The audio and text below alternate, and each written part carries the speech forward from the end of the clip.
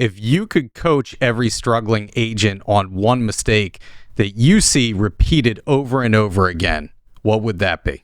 I think average agents confuse the concept of being busy with consistency.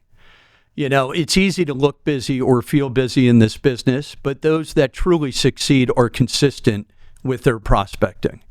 So I think, you know, it's easy to write a handwritten note once. It's easy to write, you know, a newsletter and maybe send out 2 newsletters and think, I didn't get an opportunity out of that. I'm going to bag it, do a video and post it on social 1 or 2 times and walk away from it without feeling a reward. Consistency in developing those habits, even if you don't see immediate gratification, you will see it over time. Yo, junk!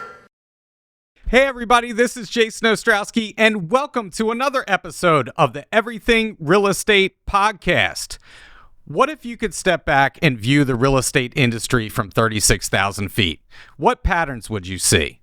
More importantly, what separates the agents who consistently dominate their markets from everyone else?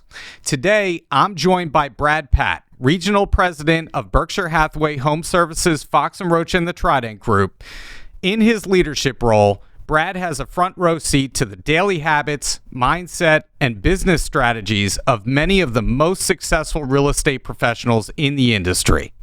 Few people have the opportunity to observe excellence at this scale, and today he's sharing the common traits, winning behaviors, and key lessons that separate top producers from the pack. Whether you're a brand new agent or seasoned veteran looking for some inspiration, this conversation is filled with insights that can help elevate your business to the next level. So let's get right into it with this week's special guest, Brad Patt. Well, with me today is probably the most handsome man in a sport jacket that I know. His name is Mr. Brad Patt, Regional President at Fox & Roach and the Trident Group. Brad, it's great to have you in studio, man. How you been? Jason, it's a true privilege to be here with you, my friend. So thank you for having me. And I've got to thank Rajiv for a couple of my sport coats in my library. So I'll tell you what, Rajiv was the sport coat king. That is definitely for sure true. Well, it's great to see you again. I know it's been a while since we've had you on the podcast, but it's great to have you back. Thank you. And so today, you and I are kind of going to break down because you have a very unique perspective. And I remember this in my time in management. I got to see kind of from 36,000 feet from above, you know, what were the successful agents doing in their business to drive their business, to get more business, and ultimately be very successful. And since you see that from a regional perspective, I thought this would be a great episode to kind of break that down with you. Love it. So why don't we start with this? What are you currently hearing? Because, you know, the market right now is kind of all over the place. It is. So let's start with what you're hearing regionally, at least, or in our footprint, about the market from today's agents. Do you hear any overarching themes when you speak to people in our region? Yeah, it's a great question. And it's something, you know, as you noted, at 36,000 feet, but locally, you hear the real story. And it's a market that is unique to this marketplace. I think all markets are really important to be studied at a local level. If you look at the national headlines, one might walk away as a consumer thinking that we're in a seller's market, price reductions, and abundance of inventory, and that's simply not the case locally. In our suburban markets, I serve the Lehigh Valley, Bucks, Montgomery, and Center City. Our suburban markets, we're really seeing a continued seller's market with month supply ranging between 1.4 month supply to 2.3 month supply. And now to keep that in perspective, month supply means at the current pace of sales, it would take 1.4 months to consume all the inventory. Mm-hmm. On the backdrop of that a bit is the city. We're at a 3.8 month supply, and the National Association of Realtors acknowledges a normal market, not a seller's market, not a buyer's market, somewhere between 5 and 6 months. So still a seller's market.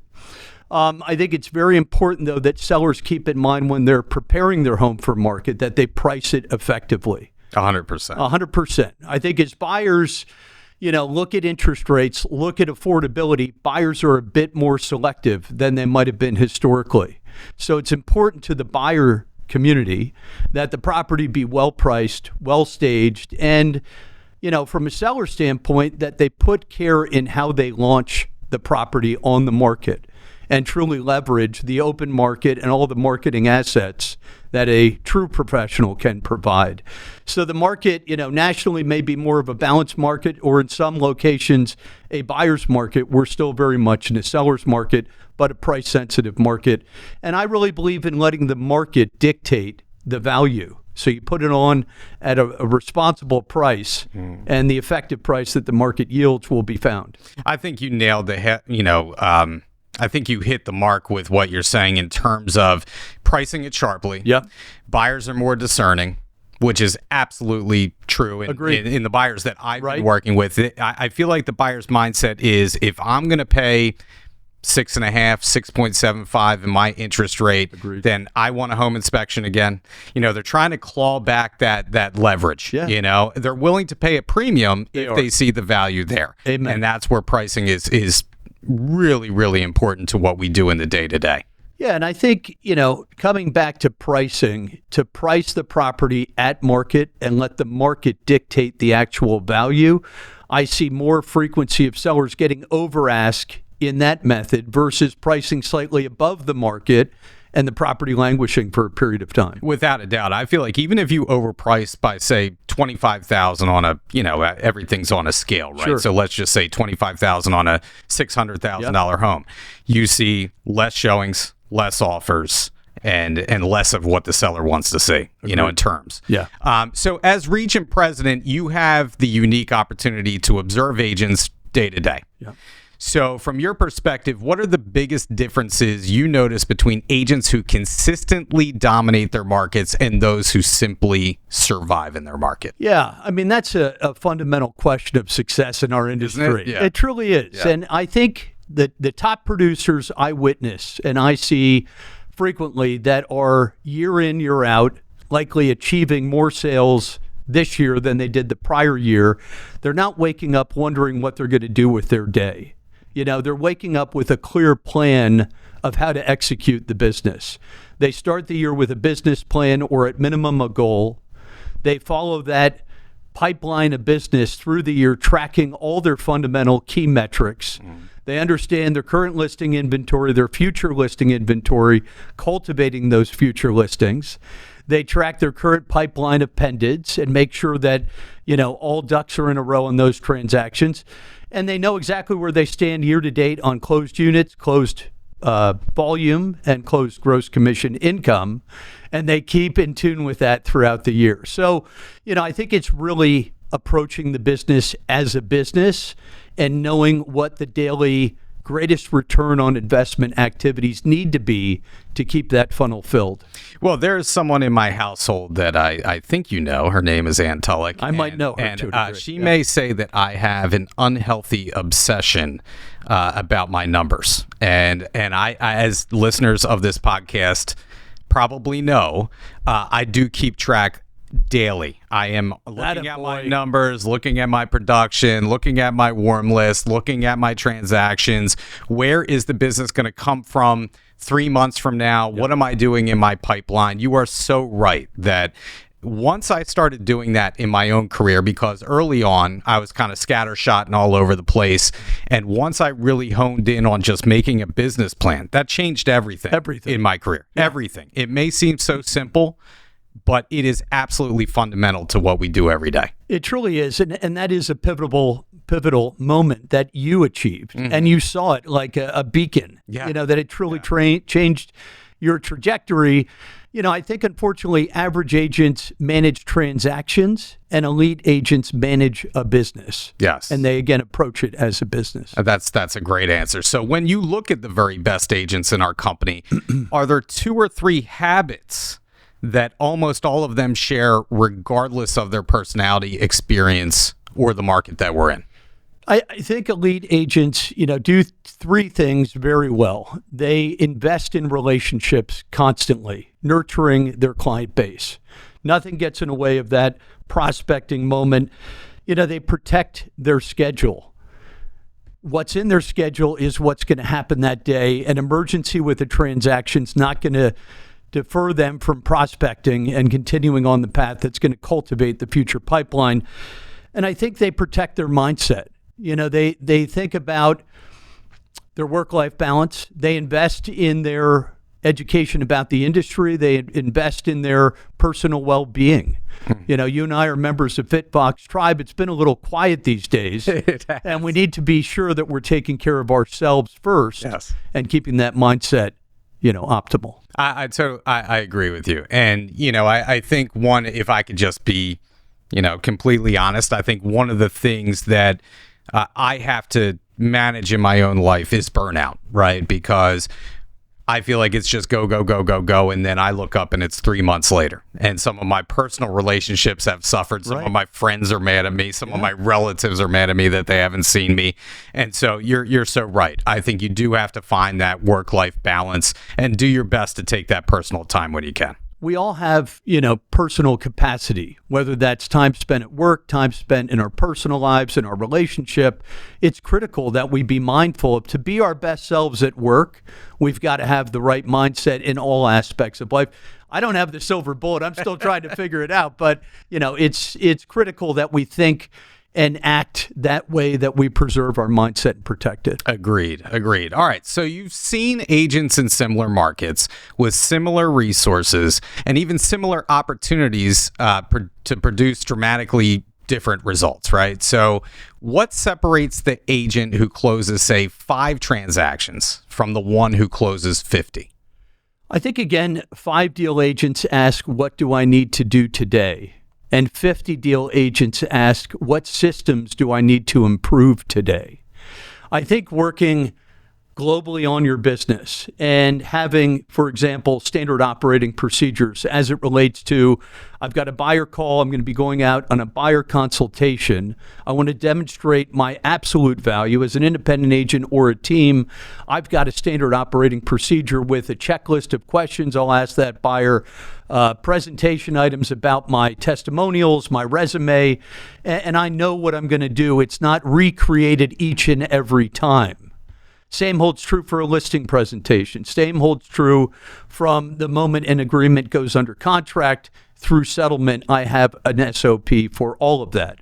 So I think fine-tuning and working on my systems, taking a step back and realizing where I might be able to delegate is critical. I was talking with our friend Lisa Wright recently.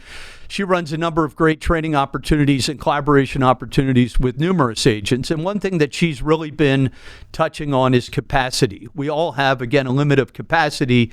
So thinking about your average hourly rate, if you divide your income by your, hours worked in a week, you're going to get down to your average hourly rate. If you can delegate tasks to individuals that may be less costly than your hourly rate, do so and focus on where your time's best spent. What are the highest return on investment minutes and hours you can spend to continue to improve your business? For years and years, even to this day, I'm trying my best to delegate as much as I can. It's tough to lose right? that control. It is. I am such a micromanager, and I really need to stop doing. I mean, I know this, right? It's just a matter of doing it. And so I have hired someone who I consider to be my operations manager, and I'm focusing on those $300, $400, $500 an hour activities as opposed to the 25 or 10, 15, whatever you want to say, the lower end activities, and delegate that to her. One thing that strikes me in talking to some of the top teams in our company, and I think we're, blessed to have such top producing agents throughout the country, that I'm obviously fortunate enough to talk to on this podcast. And it all strikes me, they're so systematic. Yes. And most of them, not all of them, but most of them, just like you said, have that SOP, that standard operating procedure that they have for every aspect of the business. And if you really want to scale to that large degree, if that's your ultimate goal, then you have to think about doing that day in and day out, right? It takes time to create the SOPs originally, but once you have them, you tweak them along the way. They pay dividends over time. And again, I think, the average agent takes it in stride and just creates it on at will, at need, rather than taking the time to create a system that I'm going to do every buyer consultation, every listing presentation, every agreement to close, and thinking about what do I do redundantly and how can I make this more efficient for me in the long term, and it can be replicated each and every event. 100%. So one thing that we can do is, and I know that I'm going to beat a dead horse here, but it's so true that if you're looking to become more systematic, get more off your plate, to be able to delegate easier, then technology and AI are the way to go, right? And it's changing how our industry operates at an incredible pace. So from your vantage point, how are the best agents using these tools to create an advantage instead of feeling overwhelmed day to day? Yeah, I mean, it's and I don't want to say a beaten horse, but we all understand that AI isn't going to replace good agents. It's going to help us be more efficient. And that's the key to me, to leveraging AI, is finding the efficiencies that can be gained. You know, applying them to standard operating procedures, uploading what you do to AI, and developing a great checklist on a listing transaction management element. AI can be so powerful in many ways to drive those efficiencies and allow agents to then go back into what they do best, and that's creating and nurturing relationships. So I think thinking about the mundane that you do daily and how can you make that more efficient with the leverage of AI, whether it's Chat, Gemini, whatever your AI du jour is, there's a lot of AI options out there. Personally, I use WhisperFlow. It's taken a lot of time away from me typing responses on email or text. And I know technology changes frequently, but today WhisperFlow is saving me a lot of time. I do use Pod, and I believe you have in the past as well, to summarize notes and summarize listing appointments. With the seller's authorization, it can be a great way to follow up on what the conversation was, key highlights from the conversation, and to know that the seller, acknowledged something that you've paid attention to, and it's now memorialized in a document. But I think AI approaching it in a fashion where you're driving efficiencies, so it allows you to, again, nurture, create those relationships. To me, that's really where our business is going to continue, through relationship building. I think the easiest place to see the effect of AI on what we can do day to day is in our email. Right now, we see Gemini like fixing my bad grammar all the time. I'm greatly appreciative for that. I was just going to say, it makes me actually sound smart for a change, which I know is not easy to do. So I'm kind of, looking at that, looking at, again, when it comes to AI, how, like you said, efficiencies. So listing appointments, I can give a 30-day AI marketing plan. Yeah. I could do MLS descriptions. Like, these are the things that are low-hanging fruit that will improve your business quickly and be able to get you back out there with your clients, right? Truly. Yes. Yeah. Using it to analyze the market. We all understand that it can be used to help develop good marketing remarks, but AI proof them and review them in detail. But there's a lot of market analysis and listing presentation, marketing strategy that can be gained. Yep, and bios and all that. And you mentioned WhisperFlow. I know Rajiv is a huge fan of WhisperFlow. I know I heard him talk about that some months ago, and that's great in itself. So how you use it really is up to you, but think about it as your personal assistant that you can give stuff to, and they can get back to you instantaneously, 100%. With an answer. So, okay. So do you find the agents who dominate their market spend more time chasing new business or deepening the relationships with the people already in their sphere, or is it both? I think the best agents have the luxury of going after less cold leads. They nurture their existing leads. I look at top producers, and many of them have a very clear forever customer list, to quote Alan Dalton. Thinking about the forever client concept, nurturing your existing client base over time is going to yield not only business from them, but also their referrals. If you nurture that one lead that you might have gotten from an open house, over time, they could yield 10 referral opportunities. So I think most successful agents do go after both existing clients and cold opportunities. But the key is getting those new leads, those cold opportunities that are fresh, into your database, nurturing them over time, and leveraging the referrals that can be gained from both audiences. So again, I think a lot of agents go after both existing leads and nurture those clients. I'm lousing this answer up, and I'm going to pause right here. No, you're fine. You're fine, man. No, I see it as two buckets, right? Yeah. You do have to get some new clientele, right? You can't just count on the people that have been in your sphere forever. But those people that have been in your sphere, you have to make sure to hug on them, get in front of them as much as possible. Have those, potential client events, or go grab a cup of coffee with them. Make sure that you go to see them, check in with them. I am about to go under contract on a property today with a client that I love, but I would consider to be a serial mover at this point, right? Which is great. That's probably the best case scenario for us as agents, right? But we're about to go under contract on probably our 5th or 6th house together. Fantastic. Which is crazy, right? And I love them to death. They're one of those raving fans that I know would recommend me to anybody, and it's because of the relationships that I've nurtured with those types of clients over the years that keeps my business steady 100%. And growing. You know, but I don't forget to get myself out there with my marketing, and like you said, I'm not gonna cold call people. That's just not my thing. Sure. But in terms of getting your stuff out to your farming area, or doing stuff on Google, or AI search, just making sure that you can be found easily by people that you don't know. I had somebody call me from California actually through an AI search recently about one of my properties, and it just blows me away how these people somehow, some way, find you if you do the right things. And I think that you touched on a number of great things. A lot of agents, especially newer to the business, may think cold calling is the only way to develop new leads. And obviously farming is a critical way that we've all found success in, open houses, keeping your bios absolutely current on all portals, and, putting yourself out there on social, and do an AI review of how you rank in the marketplace and leverage AI to help you rank higher. Taking those cold leads, or those new leads, I should say, that are coming inbound, is a great way to continue to develop current and future referrals.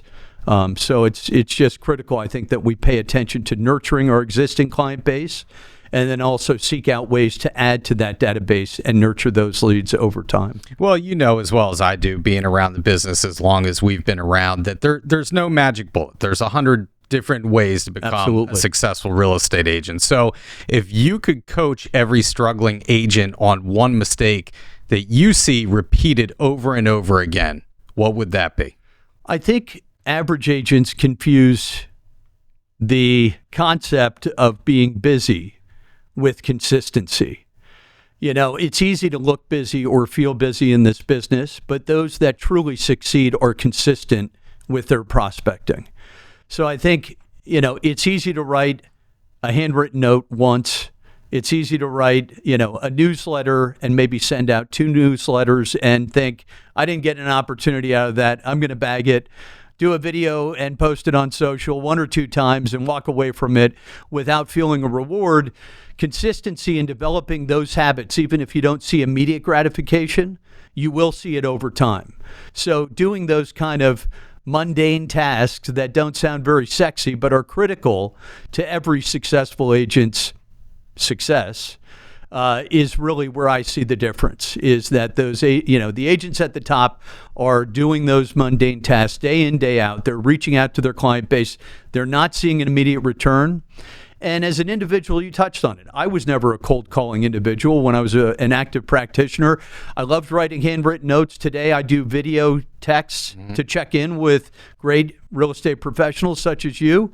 I enjoy video. Find what you enjoy. Find where you feel comfortable maintaining that touch with your client base, and then do it consistently, and maybe add one more that may be a little less comfortable, and add that to your repertoire, and make sure that you're out with your client base. So I've read a couple books recently, and one kind of came very recently to me through actually social media. I was on Instagram and I saw this video with Nick Sirianni, right? Head coach of the Philadelphia Eagles, talking about a book called Chop Wood, Carry Water. Yeah. And basically that book is about falling in love with the process and not the end result, right? It's the process, the day-to-day, the consistency that gets you to where you want to go, and falling in love with doing that. And hearing you speak about this, and it's so true that consistency is the number one thing in our business. It doesn't matter what you do it consistently, and it's going to produce results, you know? And so planting those seeds, whatever metaphor you want to talk about. But that book talks about exactly what you just said. And I can't think of a better way to think about real estate than fall in love with the process every day. You have to. And what you do. And get comfortable with it. Yeah, exactly. And you know what you're going to be doing every day, having a plan, putting it on your schedule, having a Google Calendar. I know I'm useless without my Google Calendar. Die by my Google Calendar. Exactly. 100%. Exactly. So you've watched producing agents go through great markets and difficult markets. What is the mindset? Because now we're getting into that mindset frame. So what is the mindset you see that keeps the best performers consistent when everyone else is reacting emotionally to the day-to-day? Yeah, I think step one is, they stay grounded regardless of the success they achieve. I think very importantly, they know their value, and they establish that value in commission discussions, in listing and buyer presentations, and they are able to articulate their value without fail. A lot of that comes back to the standard operating procedures, the systems that they have behind them, that they're going to truly deliver a great experience each and every time. I think that top agents that are always successful are always learning. They're hungry to learn, collaborate with other top agents. I think that's one of the great features of our company, that we have an abundance mindset, and that we truly are looking for, each other to succeed and to share techniques that are working. And that's mission critical. I think that, as a practitioner, to surround yourself with people that you admire, people that are willing to lift you and to share, new prospecting ideas or what's working in their business, is essential for us to all embrace. I think that, again, those top individuals monitor their capacity, they delegate where needed, and they know their numbers, as we've admitted. Having a clear plan, having a clear goal, and monitoring that plan throughout the year, understanding what pivots I need to make, what adjustments to the plan might need to be made, is absolutely critical to that success.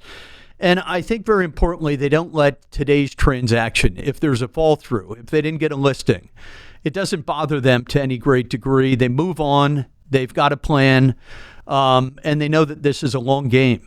And they have faith in the long game and all the steps needed to take to get to that end outcome. It took me years to emotionally get past a tough transaction. Something that you're not alone. Early in my career, I used to be on a team with an agent named Jane Douglas in my office, and Jane's been around forever. Sure. I love Jane to death, and Jane used to have a tough transaction. It used to fall through, and I'd be like, Jane, how can you stand it? Don't you just want to, give this person the business, right. The other agent or who you ever perceive to be responsible for it falling through. Yeah. She said, no, you can't get tied to the outcome of your transactions. You just have to go on to the next one and just let it go. And for a long time, I had a really, really hard time doing that early in my career, especially when, point blank, these transactions are how you eat, sure, right? But you do have to have that mindset and work on it every day to just keep moving forward, put one foot in front of the other. And you talked about Lisa Wright earlier. I'm going to give Lisa another shout out on this podcast because she told me to read a book called Soundtracks by John Acuff. Yeah. And I just finished Soundtracks, and it's great. And it talks about your mindset, your value, knowing what you're worth, and basically positive affirmations to get you started each day. Truly. Right? And so I've been doing my affirmations. I've always been big on that, and it's helped me throughout my career that when you do go through those tough times, you can lean on that. Know that you have the experience and the value as an agent to carry you through those rough experiences and get you to the other side. It's really critical that, again, we touched on mindset earlier, and you've got to carry that positive mindset. And I'm not going to lie, setbacks you lost a listing and it was a close friend of yours, whatever the case may be, you've got to look at the long game. And I think the tools, as you've acknowledged, are critical to remain positive affirmations, whatever it takes to keep your mindset and know that you've got a great value to offer and that you will win in the long run. And I think the longer that you're in this business, you can lean on those experiences to say, this happened and it's really sucks, but it stung a bit, but I'm picking myself up. But you keep moving forward, right? What's the sense in wallowing about something? For sure. So, all right. So there seems to be a lot of noise in the industry. You had touched a little bit on this earlier, but brokerages and portals are fighting, data sharing disputes all over the place, private exclusives. Yeah. The list goes on and on. So what advice would you give agents regarding the constant chatter and noise that we always seem to hear as a daily occurrence right now in our industry? I think this is mission critical for agents, again, coming back to mindset, to stay positive. We've got to understand that the consumer doesn't know what portal is arguing with what brokerage. The consumer doesn't know what data feed is not being sent to what portal. The consumer cares about trusted advice, guidance, a professional to guide them through one of the biggest financial decisions that they make every 10 to 13 years, or in your client's case, more frequently than that. Yeah, right. But, in all honesty, the consumer doesn't care about that. They care about who's going to give them the trusted advice, who's going to be the best consultant, the best real estate professional to guide them through one of their biggest financial transactions. And look, we all need to pay attention to what's going on in the industry, but we don't need to be distracted by it in our day-to-day practice. We need to focus on the relationships we have with our clients. And if we have a great relationship, those bonds won't be broken by private exclusive listings or whatever the topic du jour is. They'll be bound by the prospecting efforts I'm making today and referrals and leads tomorrow. And it's that trust that we need to continue to gain by the consumer and our client base. Well, I know I'm old enough in this business to remember several what was considered to be several existential threats to our industry. We were going to go, by the way, like the travel agency. Exactly. Yeah. And my response always is to just keep doing what you're doing. Amen. Just keep your head down, keep going. And like you said, focus on those client relationships, focus on doing right by your clients. You're going to be perfectly fine. No matter what comes along, we're not going anywhere. And so I firmly do believe that. I know that there's smart people out there that are smarter than me in this industry who believe that. And so that's what I'm leaning on, So, all right. So because you've coached and managed so many professionals, what's one lesson about leadership that every real estate agent should apply to running their own business? I think the key and foundation of a successful career is realizing each and every real estate professional is the CEO of their own business. They're not a real estate agent. They are truly the CEO of their business, and the sky's the limit. I think looking at your business as a CEO and understanding what I'm doing for marketing, what am I doing to track expenses and to monitor my marketing budget, and to really think about this business once again as a business and approaching it with a CEO mindset is one thing that agents as leaders need to focus on.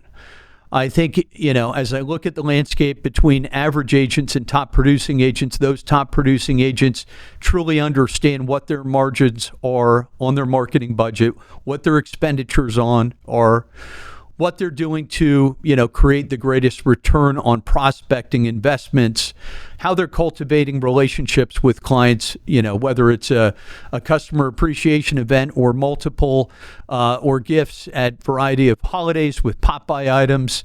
They're running their business like a business all the way through. And I think that's mission critical. And I don't think enough agents give their business that attention that they deserve to give it. I know this is a very simple kind of mindset thing that I like to think about when it comes to my business. And I've mentioned this on this podcast before. I've mentioned this when dealing with other agents. But if you just simply picture yourself as a pizza shop. Yeah. How do I get people in the door? Yeah. What kind of marketing do I need to do to get them to buy a slice from me? Yeah. What's going to differentiate me from the pizza place down the street?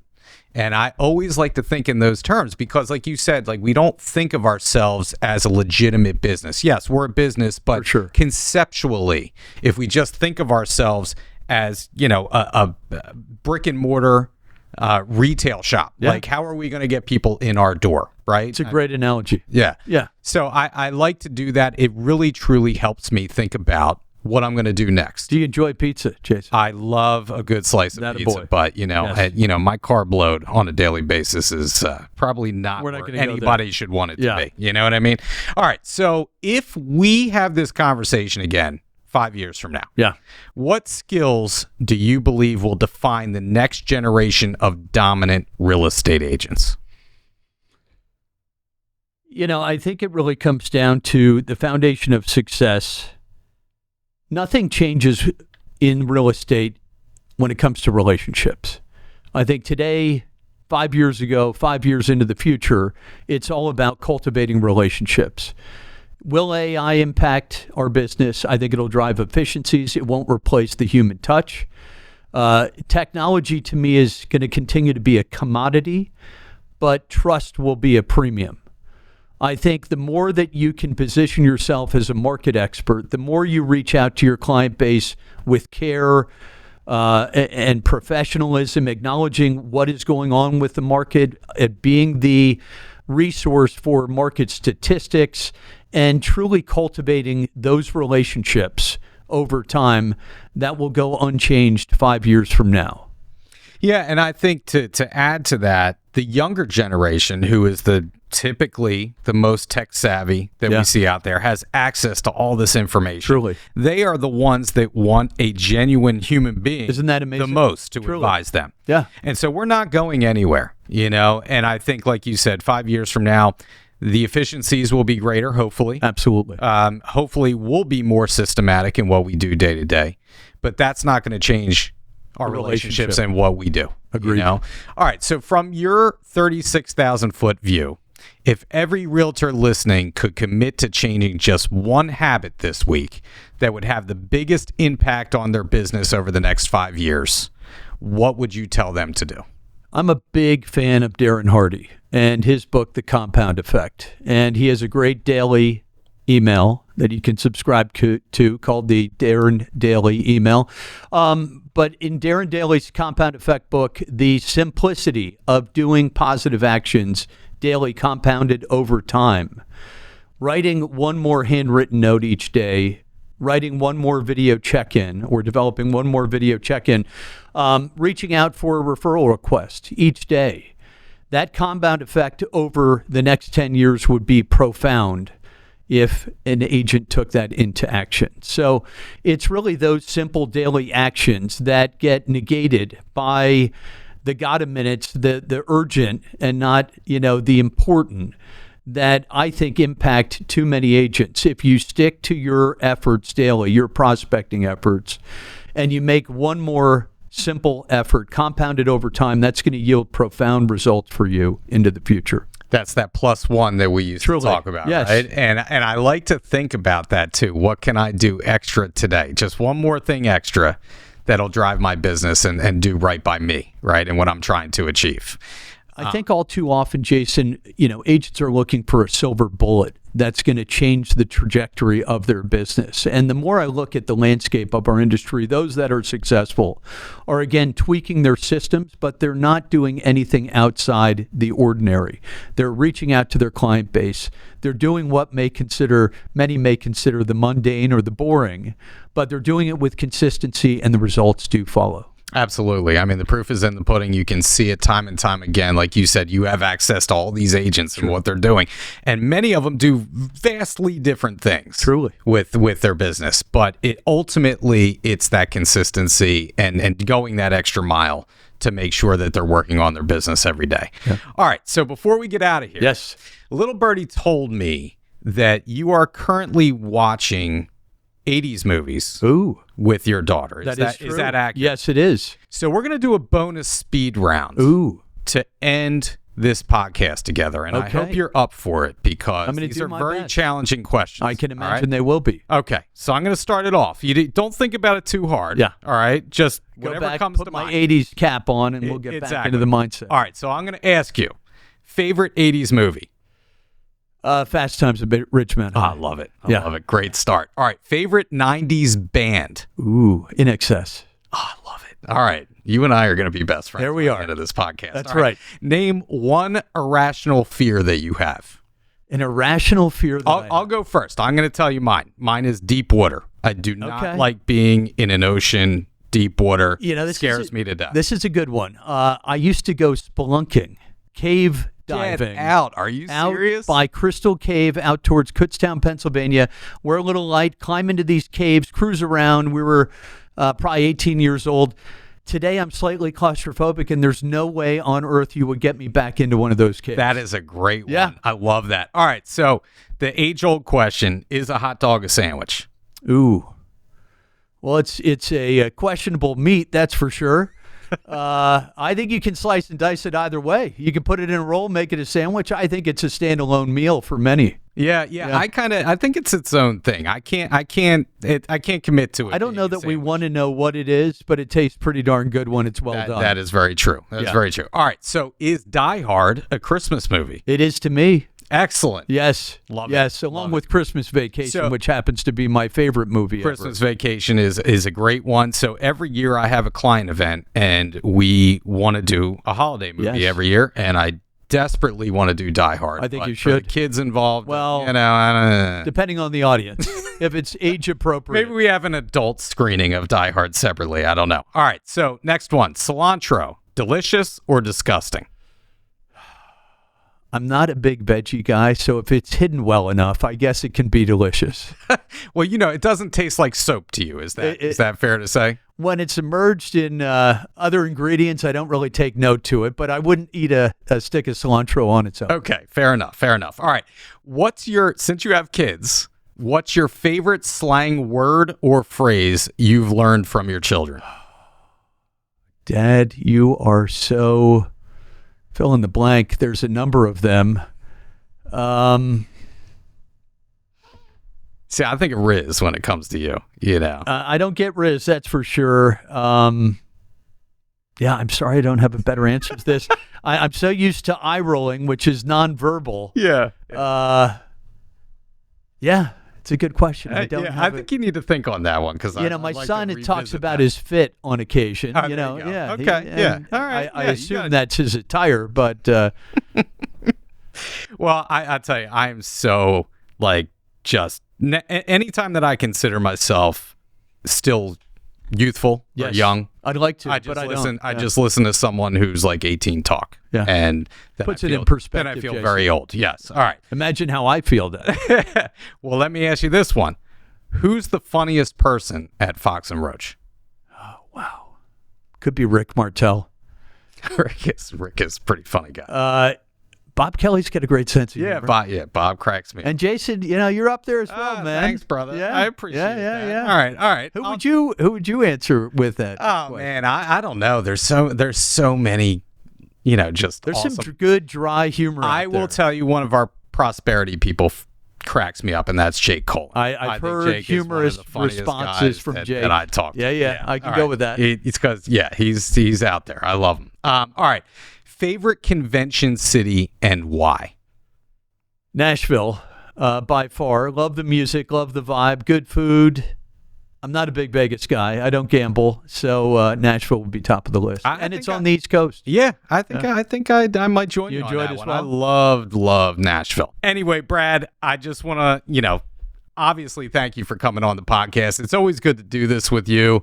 Good to catch up from time to time. I know we get to chat often, but it's always great to have you in this setting, getting your knowledge and dropping, some tips and pointers for people that they can take advantage of in their business. Jason, I want to thank you for all you do for our industry, for our company. You're an amazing talent, and it's a true honor to be here. So thank you so much, man. Thank you. I always love catching up with you, so I appreciate the opportunity. Likewise. Well, I'll be seeing you soon. I'll be talking to you. Look forward to it. That's it.